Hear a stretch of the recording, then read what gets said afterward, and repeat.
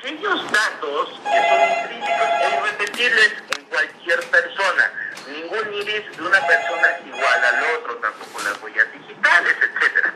Entonces, esta situación sí prendió un poco de alarma en el sentido de que no era del todo claro, primero, para qué iban a recabar esos datos sensibles y sobre todo quién los iba a recabar y cómo se iban a asegurar. En otras intervenciones que he tenido la oportunidad de platicar con el auditorio, justamente he tratado de hacer mucho énfasis en el cuidado que tenemos que hacer todos, adultos, pequeños, de nuestros propios datos personales. Al final de cuentas, independientemente que existan instituciones que puedan defender ese derecho a la privacidad, pues la primera línea de defensa, por decirlo de alguna manera, es el propio titular de esos derechos. Nosotros tenemos que cuidar a quien le damos nuestro domicilio, nuestro teléfono, y creo que hemos hecho mucho avance en esa situación, inclusive no solo en los adultos, también con los niños. Ya los niños no es tan fácil que repitan algún tipo de información, inclusive hasta ellos mismos se sacan de onda, por decirlo de manera coloquial, cuando se les preguntan algunos datos personales, en dónde vives, cuál es el teléfono, cómo se llama tu papá o tu mamá. No es tan fácil que inclusive un niño de ese tipo de información.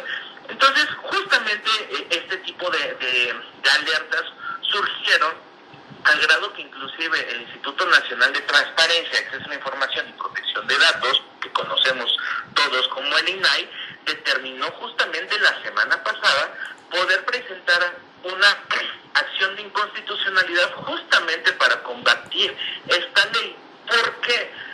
Porque la propia Ley de Protección de Datos Personales señala que entre los principios que se deben de cumplir para poder obtener los datos, que tiene que haber una proporcionalidad. Es decir, lo que platicamos ahorita, si yo me piden mi domicilio para mandarme mi factura de cobro de un teléfono, se entiende perfectamente. Hay una proporcionalidad entre el dato que me piden y el objeto que se busca. Pero, por ejemplo, el pedirme datos biométricos, y no dice cuáles, porque podrían ser uno solo o 4 de todos los datos biométricos, pues no sé para qué me lo están pidiendo y cuál podría ser la pertinencia. También se puede cuestionar qué pasa si me roban mi teléfono celular y se hace una llamada de extorsión o se cometió un delito con ese equipo. Se podría prejuzgar, no habría una presunción de inocencia, porque podrían decir, este teléfono está a nombre de Eric Hernández, entonces él podemos suponer que fue quien cometió el delito, cuando no obstante yo tendría que acreditar que ese teléfono me lo robaron, por ejemplo, ¿no? Y al final de cuentas, no solamente los adultos tienen teléfonos, también lo tienen los menores. Por ejemplo, en mi caso, mi hijo tiene teléfono. Entonces, queda completamente suelta esta situación que sí nos prendió la alerta a las autoridades encargadas de la protección de datos personales y al público en general, porque la gente empezó justamente a decir, oye, ¿por qué me estás pidiendo eso? Es muy loable la intención de tratar de erradicar la comisión de delitos. Sin embargo, pareciera que se le está trasladando al particular la obligación de cuidar ese tipo de conductas.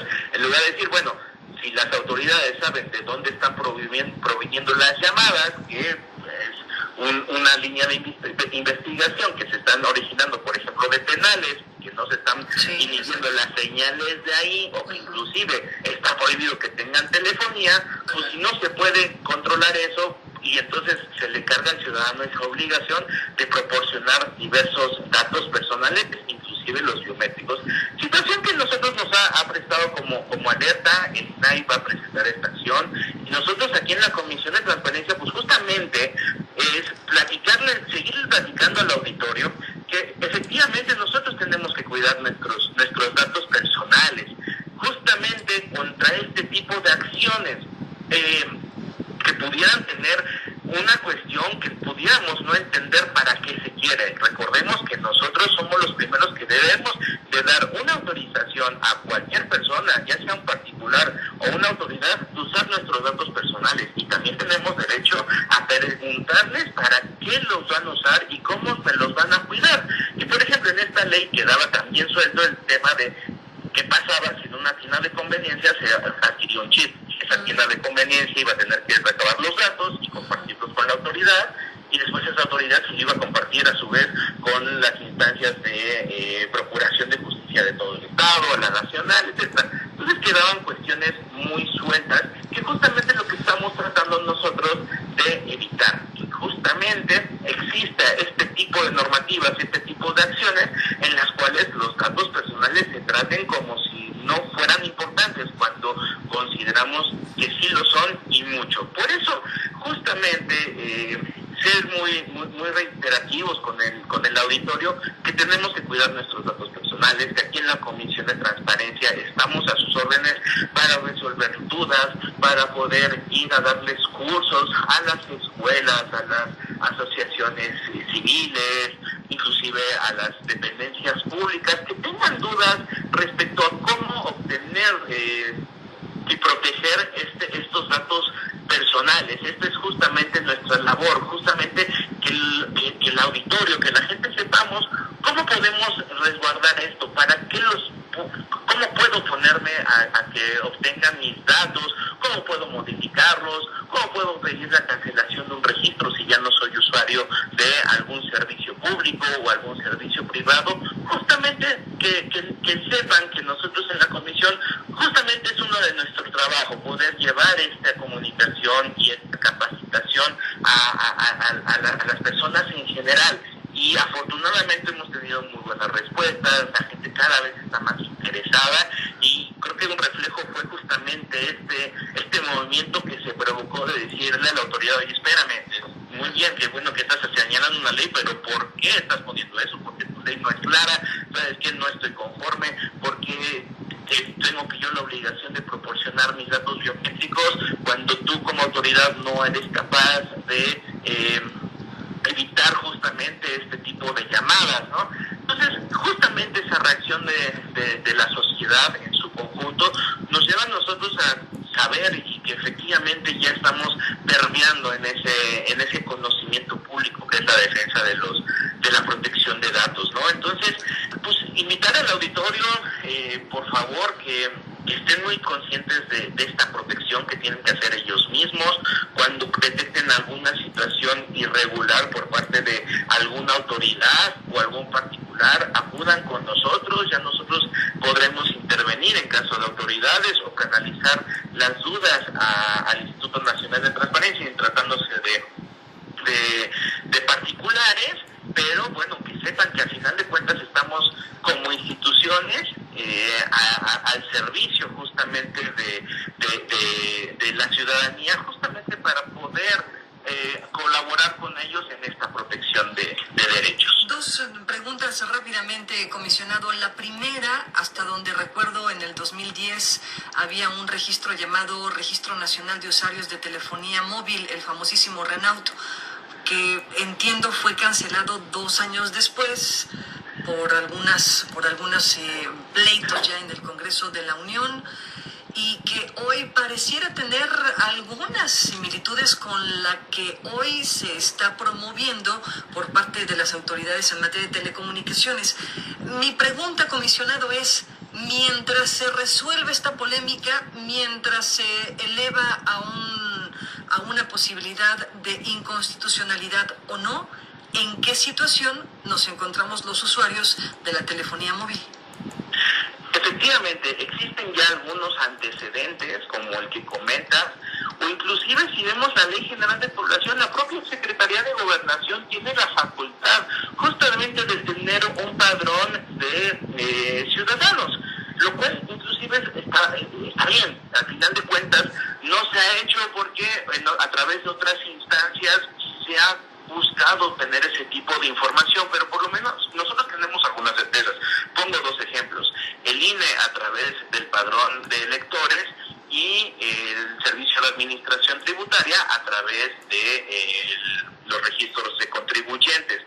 Si cualquier persona que pague impuestos ha ido seguramente al SAT y ahí ha visto que les han pedido algunos datos biométricos justamente para la firma digital, pero ahí también tenemos la certeza que la propia autoridad que va a utilizar esos registros es la que va a cuidar esos datos. No significa que pueda haber fugas, como desafortunadamente ya ha pasado, que de repente nos encontramos en noticias que justamente se ha encontrado vendiendo en redes sociales el padrón, ¿no? Y desafortunadamente hay antecedentes de servidores públicos que han actuado de manera inadecuada, pero al final de cuentas, entre más específico sea y menos autoridades, digamos, puedan utilizar estos padrones, es mucho más fácil poder hacer las investigaciones pertinentes para dar con los responsables de este tipo de acciones.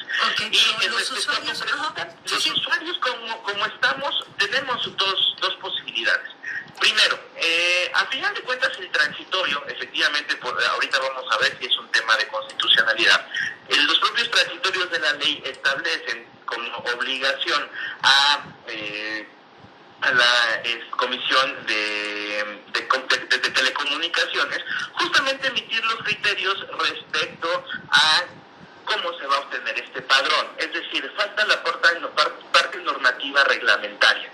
Entonces, ahorita ya se han empezado a emitir algunos amparos, inclusive tuvimos noticias que al principio se empezaron a negar porque todavía no causaba un perjuicio, porque todavía no se emitían estos lineamientos. Sin embargo, ahorita también estamos leyendo algunas noticias de que ya se ha otorgado una suspensión definitiva respecto de esta vigencia de esta ley. Entonces, ahorita hay una suspensión definitiva y únicamente tendremos que estar muy atentos para en el momento que alguna autoridad o alguna compañía de telefonía pretendiera a nosotros obtener algún tipo de dato, pues estar muy conscientes, ¿no? Preguntarle a esta persona que pretende nuestros datos por qué, con base en qué y para qué los va a utilizar. Es nuestra primera defensa.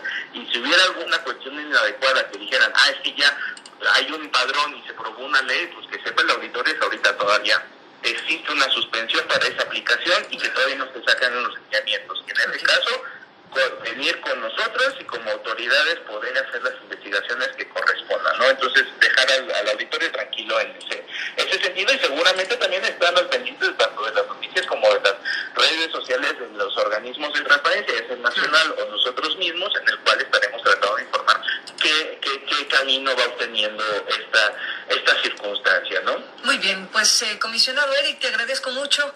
Nos comunicamos en breve. Gracias, como siempre, por la disponibilidad para platicar con este espacio informativo. Muy buenas tardes, comisionado. Gracias a ti, Claudio. Y nada más recuerden que pueden encontrarnos en nuestras redes sociales, en Twitter, Info Querétaro, en Facebook como Facebook /QRO Info, y a los teléfonos 212-9624 y 01800 000-2344, y con mucho gusto podemos atender las solicitudes o las denuncias que nos presenten. Muchas gracias, comisionado Eric. Muy buenas tardes. Buenas tardes, Claudio. Un saludo a ti, al equipo de producción y a todo el auditorio. Muchas gracias. Muy buenas tardes. 2:03 p.m. Vámonos rápidamente al corte de estación.